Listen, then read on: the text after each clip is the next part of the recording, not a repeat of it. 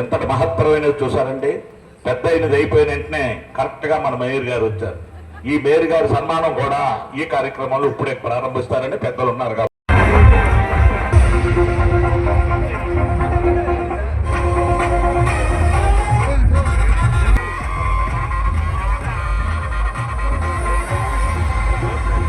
ఈ కార్యక్రమాన్ని జయప్రదం చేసినందుకు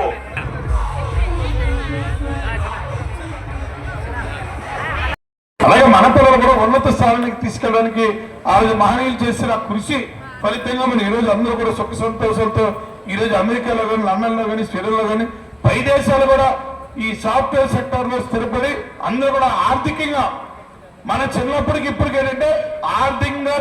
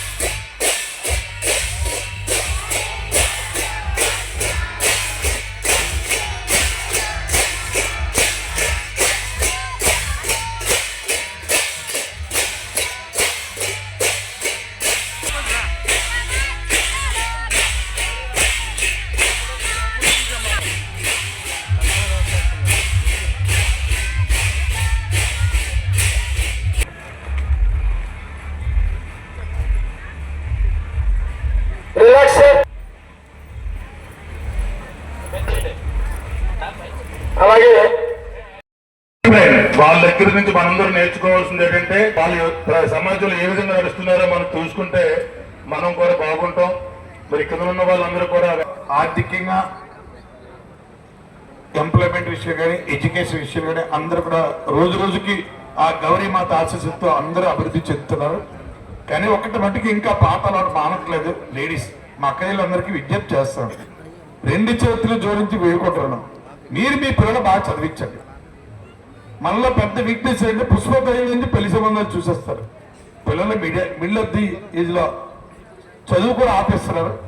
పిల్లల పట్ల ప్రత్యేక శ్రద్ధ పెడుతున్నారు, కానీ పిల్లల చదువుల పట్ల శ్రద్ధ పెట్టట్లేదు. కొత్త సీరియల్ వచ్చిందంటే మా అక్క చెల్లి మా అమ్మ అరగంటలో ఊరంతా చెప్పేస్తారు.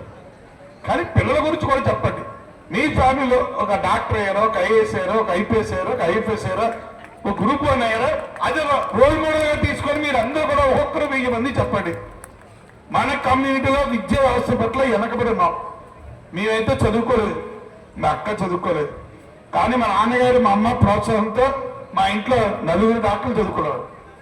దానికి కారణం మా అమ్మగారు తీర్థాలు అయితే టాయ్స్ అమ్ముతారు, బొమ్మలు, ప్లాస్టిక్ బొమ్మలు. మా అమ్మ అందరినీ పిల్లలందరినీ తీసుకెళ్ళి అందరికీ డాక్టర్ కిట్లో కొనేది. చిన్న టాయ్స్ అమ్ముతారు, ఆ చెత్తస్కోప్ అన్నీ కూడా అమ్ముతారు. అవన్నీ మా అమ్మ కొనేది. కొన్ని అందరికీ కూర్చోబెట్టి కౌన్సిలింగ్ చేసేది. మీరు డాక్టర్ అయితే మీ మూలంగా మాకు మంచి పేరు వస్తుంది, మాకు గౌరవం వస్తుంది. డాక్టర్ అమ్మగారు, డాక్టర్ నాన్నగారు, డాక్టర్ నాన్నమ్మ, డాక్టర్ తాతయ్య అని చెప్తారని కథలు చెప్పింది మా అమ్మ. మా అమ్మ తాలూకు రిఫ్లెక్షన్స్ 3 ఆడపిల్లలు 3 డాక్టర్లు.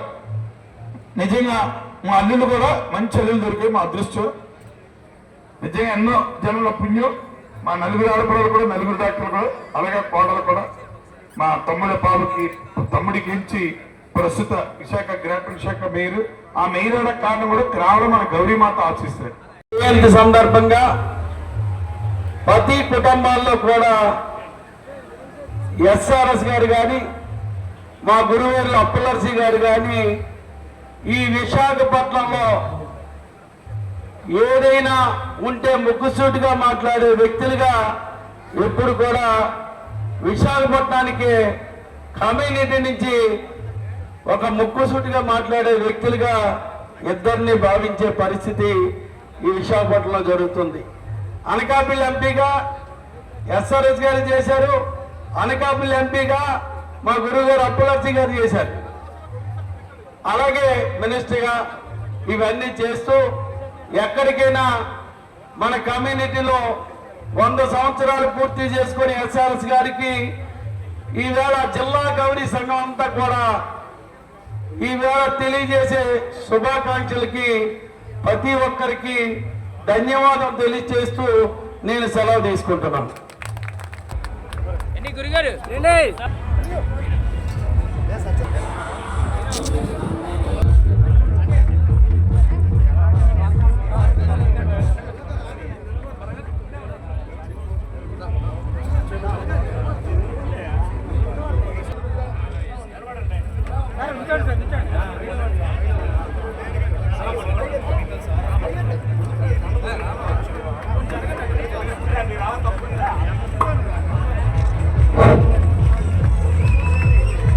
గౌరీమాత ముద్దులత జాతిరత్నం విశాఖ నగర ప్రథమ పౌరుడు మన గౌరీ జాత ప్రథమ మేయరు అయినటువంటి శ్రీ పేరా శ్రీనివాసరావు గారికి సన్మానం జరుగుతున్నది. సార్ ప్రతి వాళ్ళు సత్కరించినట్టు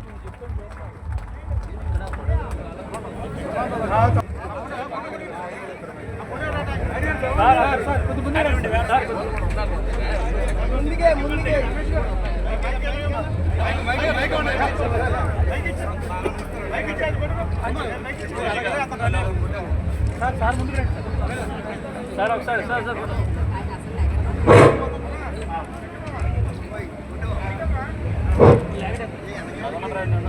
ఈరోజు ఆదర్శ దంపతులుగా ఎందరికో కష్టపడి తత్తు దానివారు వ్యాపారవేత్తగా కూడా మంచి పేరు సంపాదించారు.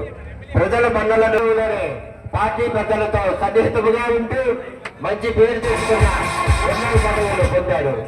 విలువలతో కూడిన వర్గం పార్లమెంటరీ ఇన్ఛార్జిగా, విశాఖ నగర పార్టీ అధ్యక్షులుగా, గమన కార్పొరేషన్ చైర్మన్ గా, జీవీఎస్సీ 96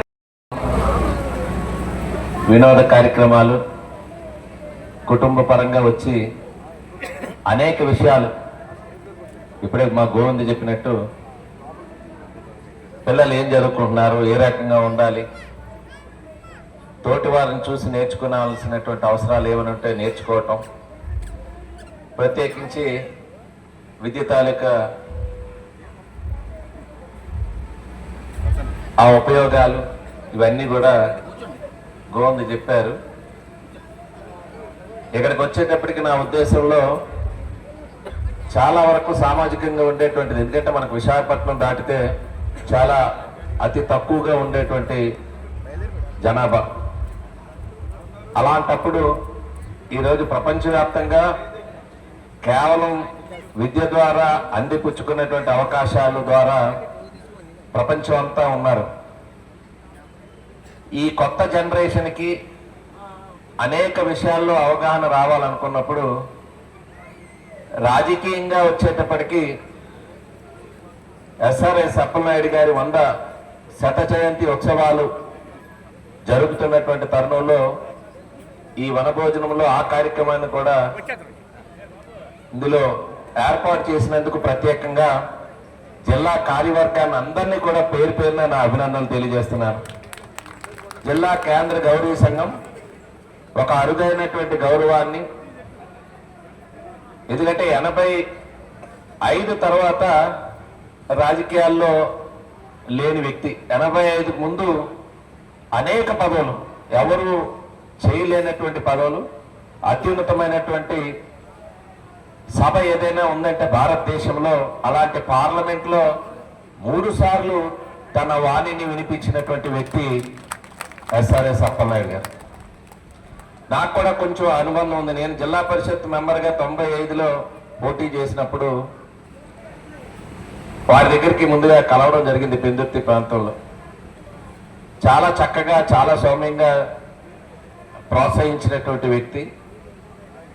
పార్టీలు వేరైనా ఆ రోజుల్లో ఎన్టీ రామారావు గారు మా నాన్నగారు అప్పల నరసింహ గారికి పెందుర్తి ఎమ్మెల్యేగా 83లో పోటీ చేస్తున్నటువంటి వ్యక్తికి 85లో అనకాపల్లికి వెళ్ళి పార్లమెంట్కి పోటీ చేయాలని అన్నప్పుడు మా అన్న మీదనా పోటీ అని చెప్పి ఒకసారి ఎన్టీఆర్ గారు చెప్తే, రాజకీయాల్లో అట్లాంటివి ఏమీ లేవు, పార్టీ అధిష్టానం ఈ నిర్ణయం తీసుకుందనంటే నేరుగా విశాఖపట్నం వచ్చి పెందుర్తిలో ఎస్ఆర్ఎస్ అప్పలనాయుడు గారి ఇంటికి వెళ్ళి ఇలా మీ మీదే పోటీ చేయమంటున్నారు అని చెప్పినప్పుడు ఆయన చాలా హుందాగా ఇవన్నీ రాజకీయ పార్టీలు అన్నాక పార్టీ సిద్ధాంతాలకు కట్టుబడి అనివార్యమైనప్పుడు పోటీ చేయాల్సి వస్తుంది, తలపడాల్సి వస్తుంది అనేటువంటిది చాలా స్పోర్టివ్గా చెప్పినటువంటి వ్యక్తి. ఆ రోజుల్లోనే ఆ స్పోర్టివ్నెస్కి నిదర్శనంగా నిలిచినటువంటి వ్యక్తి ఎస్ఆర్ఎస్ అప్పలనాయుడు గారు.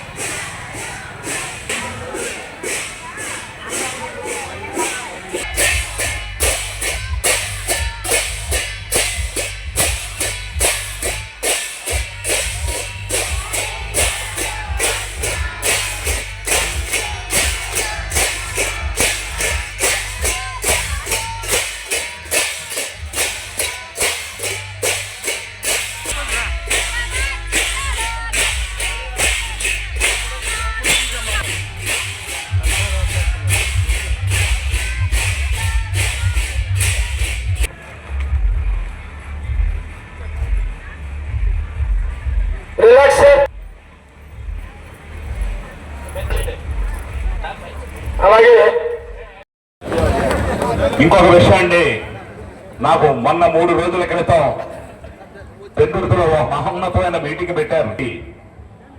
ఆ చెరువు చరిత్రలో ఒక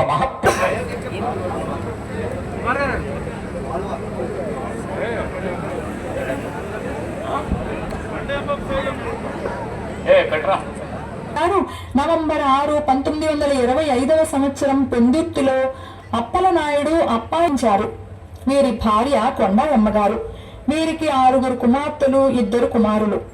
మొదటిగా తన 19వ ఏట అనగా 1944 సంవత్సరంలో మునసబుగాను, 1964 నుండి 67 వరకు పెందుర్తి పంచాయతీ అధ్యక్షులుగాను, 1967లో పరవాడ శాసన సభ్యులుగాను, 1969లో మత్స్యశాఖ మంత్రిగాను, 1971లో అనకాపల్లి పార్లమెంట్ సభ్యునిగాను మరియు విశాఖ అర్బన్ డెవలప్మెంట్ కూడా చైర్మన్ గాను ఎనలేని సేవలు అందించారు. ఉన్నత కార్యక్రమం మొట్టమొదటిసారిగా కేంద్ర గౌరీ గవర సంఘంతో అనుబంధ గ్రామ సంఘాలు 68 కలిపి కీర్తిశేషులు శ్రీ ఎస్ఆర్ఏఎస్ అప్పలనాయుడు గారి 100వ జయంతి సంబరాలు చేయడం జరుగుతుంది. వారి గురించి చెప్పాలంటే వారు మహామనీషి, ధర్మబద్ధ ప్రజాసేవకు ప్రతిరూపమై నిరంతర కర్తవ్య నిష్ఠతో పాలన సాగించిన యుగ పురుషుడాయన. సమాజ సంక్షేమ రాయులు, యోగి వేమన వంటి గొప్ప పాత్రలను పోషించి ఢిల్లీలో కూడా ప్రదర్శనలిచ్చారాయన. కీర్తిశేషులు శ్రీ ఎస్ఆర్ఏఎస్ అప్పలనాయుడు గారి శతాబ్ద కాల ఘనజీవన ప్రస్థానాన్ని స్మరించుకుంటూ, ఆయన సేవలను తలుచుకుంటూ, వారి కీర్తిని కొనియాడుతూ కృతజ్ఞతాభివందనాలతో శిరస్సు వంచి నివాళులు అర్పిస్తున్నాము.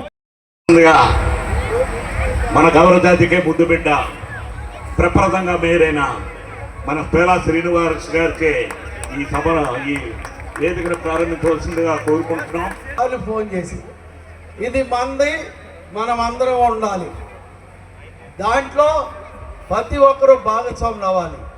ఇటువంటి నిర్ణయం తీసుకొని ఈ జిల్లాలో ఉన్న మహిళలు కానీ అలాగే పురుషులు కానీ మన కులస్తులు అందరూ కూడా ఈ ప్రోగ్రానికి రావడం, అలాగే భోజనంతో పంపించి లేదు. ఏదైతే ఎస్ఆర్ఎస్ గారికి 100 సంవత్సరాలు బర్త్డే సందర్భంగా చేయడం జరిగింది, అందులో భాగంగా గేమ్స్ పెట్టారు. ఇంకా ఖాళీగా ఉంటారని డ్యాన్స్ ప్రోగ్రాం కూడా పెట్టారు. అటువంటి కాదురా 3 ప్రోగ్రాలు ఉన్నాయని హాయిగా చెప్తున్నారు. అలాగే మన కమ్యూనిటీలో ఇప్పుడు వరకు మగవాళ్ళు ఆ దాసుడు కుటుంబాల నుంచి వచ్చిన వాళ్ళు ఉంటే, దాన్ని భిన్నంగా మేము కూడా ఉన్నామని మహిళల చేత ఈవేళ ఏదైతే గరిడీలో ఒక భాగంగా విందుత్తులో మన ఇక్కడ మన పిక్నిక్లో పెట్టడం మాయ గారికి గవర్నర్ నుంచి కృతజ్ఞతలు తెలియజేస్తున్నాను.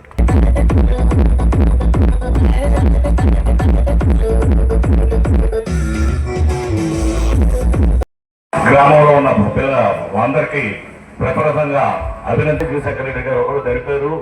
వాళ్ళిద్దరికి ఈ సంవత్సరం ఆ కార్యవర్గం ఉన్నాలో బ్రతుకుతాడనేది తెలియదు. ఉన్నని చెప్పు ఆ మనిషి తాలూకా మంచిని తెలుస్తాయి. చనిపోయిన తర్వాత కూడా అతను స్మరించుకో మంచి వ్యక్తి అని తెలియపరచడానికి ఈ కార్యక్రమాలు పనికొస్తాయి. అలాగే ఈరోజు వేదిక మీద ఈరోజు ఈ కార్యక్రమానికి నేను మన మాజీ ఎమ్మెల్యే, కానీ మాజీ అనకూడదు, ఇప్పుడు అతను ఎమ్మెల్యేగా ఉన్నాడు అక్కడ అనకాపల్లిలో కూడా. అలాగే మన గోవిందమాయి గారికి, అలాగే కార్పొరేటర్ల వారికి, మనకి ఇచ్చేసిన అందరికీ పేరు పేరున విశాఖ జిల్లా గౌరీ సేవా సంఘం తరఫున హృదయపూర్వక నమస్కారాలు సమర్పిస్తూ మీరందరూ ఆయురారోగ్యాలతో ఉండాలని మొట్టమొదటిగా అప్పలనాయుడు గారు కుటుంబ సభ్యుల్ని ఒక్కసారి